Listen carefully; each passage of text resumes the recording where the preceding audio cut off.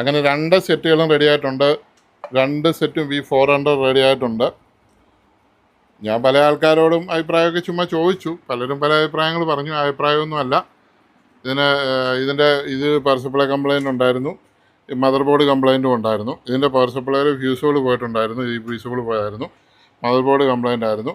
Mother ബോർഡിലെ ഒരു ചെറിയ ഫ്യൂസ് ഇവിടെ ഒരു F7001 5 ആംപിയർ ഇതുപോലെ ഒരു ഫ്യൂസ് ഉണ്ടായിരുന്നു, അത് ഞാൻ കൊടുത്തിട്ടുണ്ട്.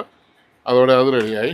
ഇതിൻ്റെ കംപ്ലയിൻ്റ് എന്ന് പറഞ്ഞാൽ ഇതിൻ്റെ ഈ 10 ohms റെസിസ്റ്റർ കത്തിപ്പോയിട്ടുണ്ടായിരുന്നു ഈ പവർ സപ്ലൈയിൽ.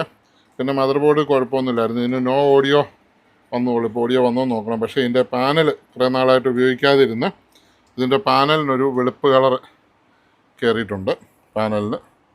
അതുകൊണ്ട് ആ കാര്യത്തിന് ഒന്നും നമുക്ക് ചെയ്യാൻ പറ്റത്തില്ല.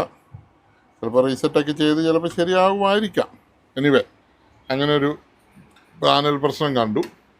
അപ്പോൾ ഈ 2 സെറ്റും തന്നെ ഏകദേശം ക്ലിയർ ആയിട്ടുണ്ട്. അങ്ങനെ നമ്മുടെ 2 ടി വികളും റെഡി ആയിരിക്കുന്നു. 2 ടി വിയും തിരിച്ച് പാക്ക് ചെയ്തുകൊണ്ടിരിക്കുകയാണ്.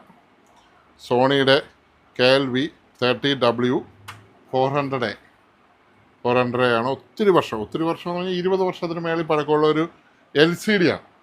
അതുപോലെ ഒരു LCD കൂടെ ഇവിടെ ഇരിപ്പുണ്ട്. അവനെ ഒന്ന് നോക്കണം. Okay, thank you.